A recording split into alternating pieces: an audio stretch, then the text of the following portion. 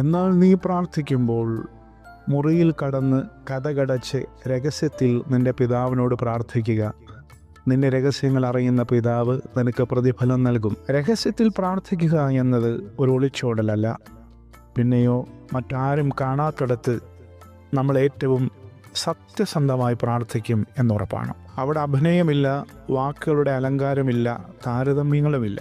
ഈ സത്യഭാവത്തെയാണ് പിതാവ് സ്വീകരിക്കുന്നത്. നമ്മൾ പറയാൻ മടിക്കുന്ന വേദനകൾ, കണ്ണീരുകൾ, കണ്ണീർ, നമ്മുടെ മനസ്സിൽ മാത്രമുള്ള ആഗ്രഹങ്ങൾ എല്ലാം അവിടുന്ന് അറിയുന്നു. അവിടുന്ന് നൽകുന്ന പ്രതിഫലം എപ്പോഴും പുറമേ കാണുന്ന അനുഗ്രഹങ്ങളാകണമെന്നില്ല. പലപ്പോഴും അത് നമ്മുടെ ഉള്ളിലെ സമാധാനമാണ്. മനുഷ്യരുടെ വാക്കുകളെക്കാളും കയ്യടികളെക്കാളും വലുതാണ് ദൈവത്തിൻ്റെ ആന്തരിക സ്പർശനം. ആമേൻ.